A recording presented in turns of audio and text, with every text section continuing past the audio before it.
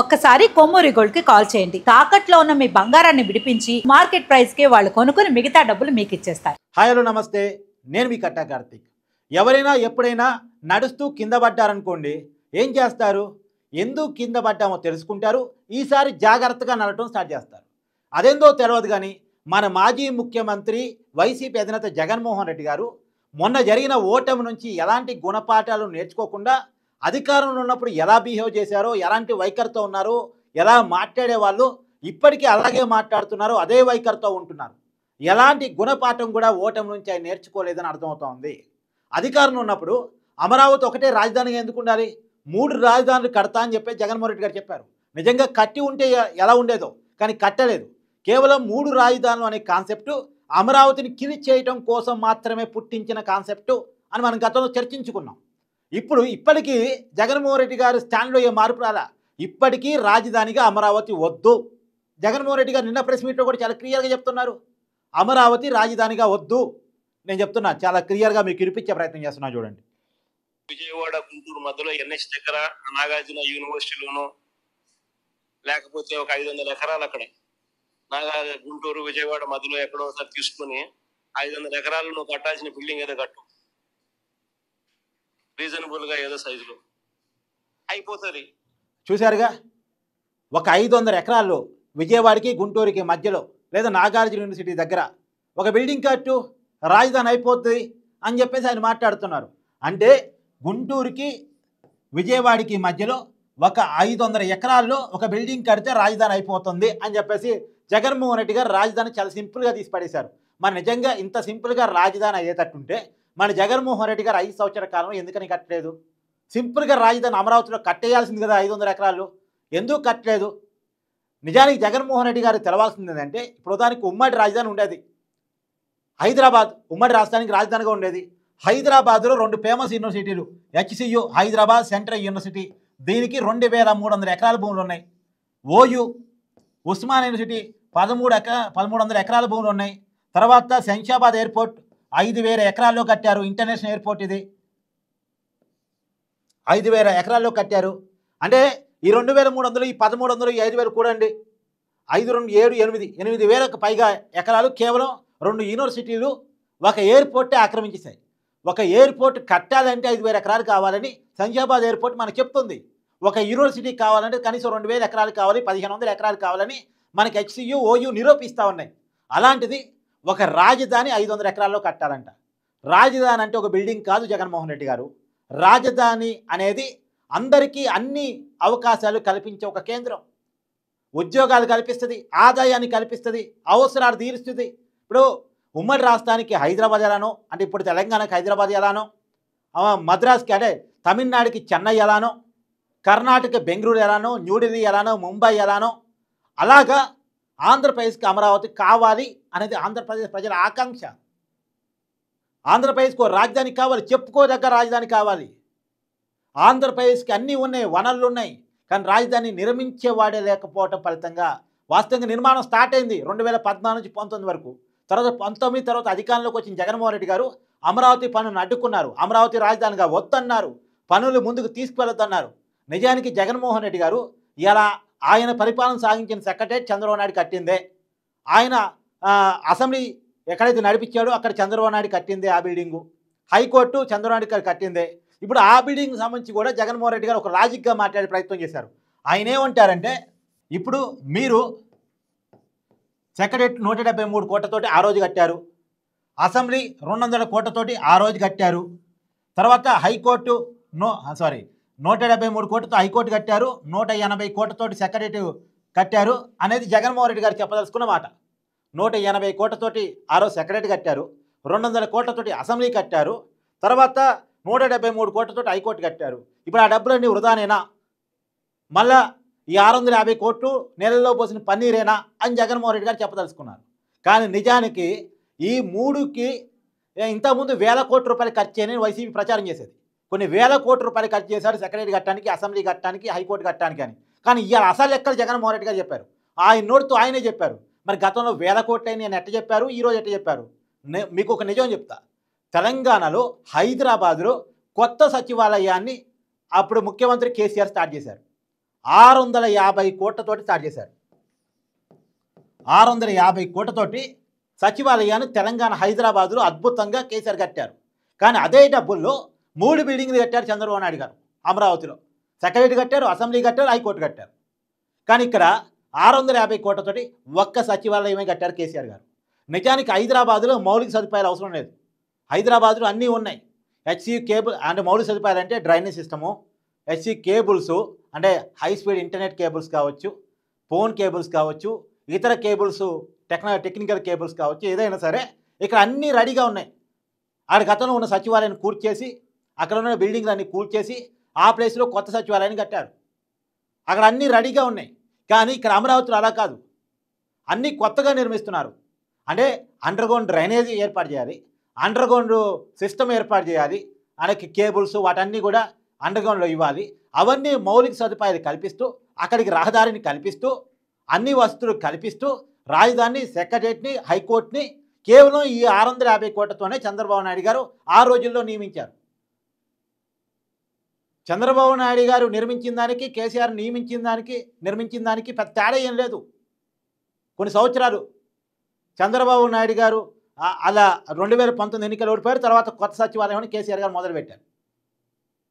కానీ ఇక్కడ చాలా క్లియర్గా మనం అర్థం చేసుకోవాల్సింది, చంద్రబాబు నాయుడు గారు తక్కువ డబ్బులతోనే మంచి సదుపాయాలతోటి సచివాలయాన్ని, అసెంబ్లీని, హైకోర్టు ఏర్పాటు చేశారు. అది తాత్కాలికం అనుకున్నాను. తాత్కాలికం అంటే ఆ బిల్డింగ్ నేను కూల్చివేరు. ఇప్పుడు కొత్త బిల్డింగ్ కడితే ఈ బిల్డింగ్లు వేరే దానికి వాడతారు. ఇప్పుడు హైకోర్టుని సిటీ కోర్టుగా వాడతారు. చంద్రబాబు గారు చాలా క్లియర్గా చెప్తున్నారు, హైకోర్టుని సిటీ కోర్టుగా వాడతారు, సచివాలయాన్ని పరిపాలన ఏదో హెచ్ఓడి కార్యాలయంగా వాడొచ్చు కాక దాన్ని వేరే దానికి వాడతారు తప్ప అలాని వృధా చేయటం, బిల్డింగ్లు కూర్చివేయటం ఉండదు అనేటువంటిది చాలా క్లియర్గా ఇప్పుడున్న ప్రభుత్వం చెప్తుంది. పెరుగుతున్న అవసరాల రీత్యా రాబోయే కాలంలో మనం అద్భుతమైనటువంటి టెక్నాలజీతో బిల్డింగ్లు కట్టుకుంటే, పరిపాలన వసతులు కల్పిస్తే, అమరావతి అనేది బ్రహ్మాండంగా ప్రపంచానికి కనపడితే, ఆకర్షించగలిగితే మనం మంచి బట్టలు ఎందుకు వేసుకుంటామండి? మంచి బట్టలు ఎందుకు వేసుకుంటాం? ఆకర్షణగా కనపడాలని. ఇప్పుడు చంద్రబాబు నాయుడు గారు కూడా చెప్తుంది అదే, మనం ఆకర్షణగా కనపడితే, అంతర్జాతీయంగా అమరావతి అనేది ఒక వెలుగులోకి వస్తే కంపెనీలు మనకు వస్తాయి, మన కాడికి పెట్టుబడులు వస్తాయి, మన వైపు పారిశ్రామికవేత్తలు చూస్తారు. మనం బికారిగా కనపడితే మన పక్క ఎవరు చూస్తారు? బికారిగా కనపడితే మన పక్క ఎవరు చూస్తారు? ఇవాళ గతంలో హైదరాబాదులో హైటెక్ సిటీ కట్టే రోజుల్లో కూడా హైటెక్ అంగులు అవసరమా అన్నారు. కానీ దానివల్ల ఎంత ఉపయోగం జరిగింది? ఇవాళ హైదరాబాద్ అనే ఒక న్యూ సిటీని, అప్పటి వరకు ఓల్డ్ సిటీ ఉండేది, న్యూ సిటీ నిర్మాణం జరగబడింది. జూబ్లీహిల్స్, బంజారాహిల్స్, హైటెక్ సిటీ, గచ్చిబౌలి, మాదాపూరు, దాని ఫలితంగా అప్పటికే ఉన్నటువంటి కూకటపల్లి, అమీర్పేట ఎంత అభివృద్ధి చెందాయి. ఒక కొత్త న్యూ సిటీ నిర్మించబడింది ఆ రోజు హైటెక్ సిటీ నిర్మాణం ఫలితంగా, సైబర్ టవర్స్ నిర్మాణం ఫలితంగా.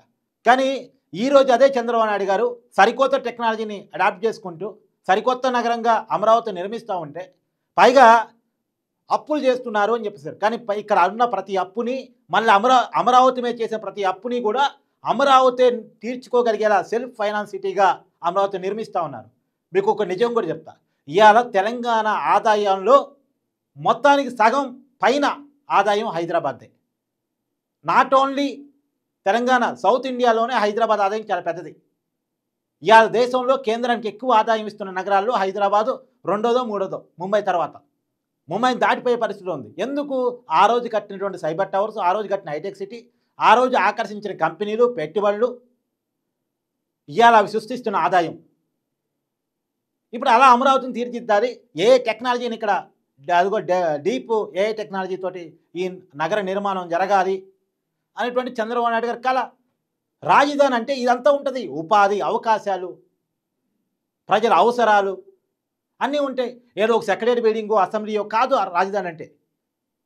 నిజానికి హైదరాబాదులో అసెంబ్లీకి, సెక్రటరీకి అభివృద్ధి చెందిన హైదరాబాద్ సంబంధమే లేదు తెలుసా మీకు? ఎక్కువ అభివృద్ధి, ఎక్కువ ఆదాయం మీకు వచ్చేటువంటి ఫైనాన్షియల్ డిస్ట్రిక్ట్ కావచ్చు, లేదు మాదాపూర్, గచ్చిబౌలి, జూబ్లీహిల్స్, బంజారాహిల్స్ కావచ్చు, అసెంబ్లీ సెక్రటరీ కనుక దూరంలో ఉంటాయి. అంటే హైదరాబాద్ అనేది ఒక బ్రాండింగ్ క్రియేట్ చేశారు. ఇప్పుడు అలా ఒక బ్రాండింగ్ని అమరావతి తయారు చేయాలని ప్రయత్నం చేస్తూ ఉంటే దాన్ని కిల్ చేసే ప్రయత్నం చేస్తున్నారు జగన్మోహన్ రెడ్డి గారు. దాన్ని నాశనం చేసే ప్రయత్నం చేస్తున్నారు జగన్మోహన్ రెడ్డి గారు, దాన్ని వ్యతిరేకిస్తున్నారు జగన్మోహన్ రెడ్డి గారు. నిజానికి జగన్మోహన్ రెడ్డి గారికి తెలియాల్సింది ఏంటంటే ఇక్కడ కృష్ణా జిల్లా, గుంటూరు జిల్లా, అమరావతి ప్రాంతంలో కూడా వైసీపీకి చాలా పెద్ద ఓటు బ్యాంక్ ఉంది. వాళ్ళు రాజధాని ఇక్కడ ఉండాలని కోరుకుంటున్నారు కాబట్టి గతంలో కృష్ణా జిల్లాలో, గుంటూరు జిల్లాలో 2019 ఎన్నికల్లో టీడీపీకి పెద్దగా ఓటు వేయని వాళ్ళు ఈసారి పెద్ద ఎత్తున ఓట్లేశారు. మీ పార్టీకి ఒక్క స్థానం కూడా కేటాయించలేదు. ఒక్కటంటే ఒక్క స్థానం కూడా కేటాయించలేదు. ఎందుకు అర్థం చేసుకోండి, రివ్యూ చేసుకోండి. ప్రజలు ఏమనుకుంటున్నారు చూడండి. అవసరం పార్టీ క్యాడర్తో మాట్లాడండి, పార్టీ నాయకులతో మాట్లాడండి, జనాల అభిప్రాయాన్ని, జనాల గుండె చప్పుని వినండి. రాజధాని కావాలని ప్రజలు కోరుకుంటా ఉంటే వద్దు అనేటువంటిది జగన్మోహన్ రెడ్డి గారు తాపత్రయంగా కనపడతా ఉంది. ఇప్పుడు నేను 500-600 ఎకరాల్లో రాజధాని నిర్మించవచ్చు అని జగన్మోహన్ రెడ్డి గారు ఒక మంచి ప్రపోజల్ పెట్టారు అనుకుందాం, ఉదాహరణకు అనుకుందాం.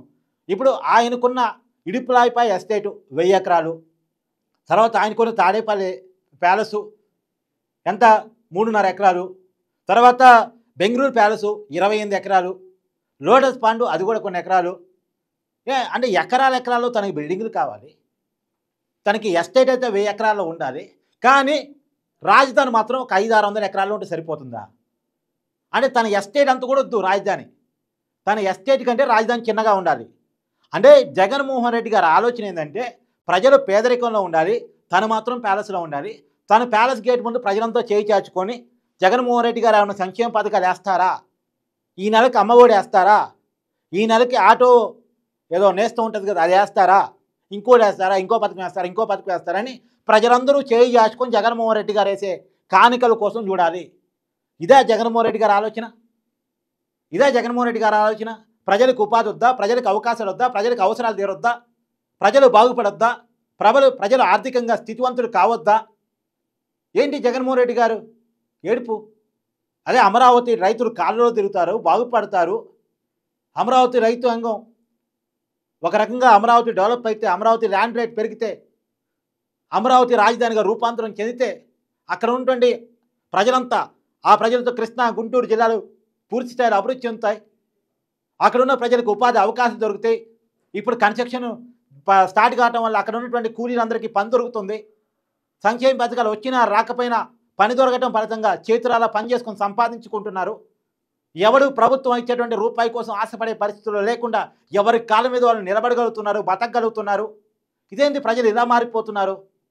ప్రజలు ఆదాయాలు ఎట్లా పెరుగుతాయి అని నా ప్యాలెస్ పక్కన ప్యాలెస్లు కట్టుకుంటారా, నా ప్యాలెస్ పక్కన బిల్డింగ్లు కట్టుకుంటారా, నా ముందు కాళ్ళలో తిరుగుతారా అని జగన్మోహన్ రెడ్డి గారు ఏమైనా ఆలోచిస్తున్నారా? ఖచ్చితంగా ఈ ఆలోచన మాత్రం ఉంటే ఇది కరెక్ట్ కాదు జగన్మోహన్ రెడ్డి గారు. మనం ఎలా తినగలుగుతున్నామో అందరూ అలా తినగలిగే పరిస్థితులు, మనం ఎలా ఉండగలుగుతున్నామో మనలాగా ప్రజలందరూ ఉండగలిగే పరిస్థితులు క్రియేట్ చేసేవాడి నాయకుడు.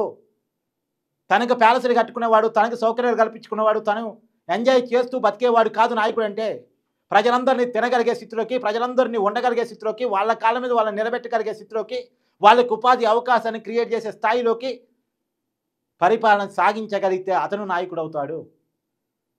జగన్మోహన్ రెడ్డి గారు ఖచ్చితంగా రివ్యూ చేసుకోవాల్సిన పాయింట్ అనేటువంటిది నా అభిప్రాయం ఇది.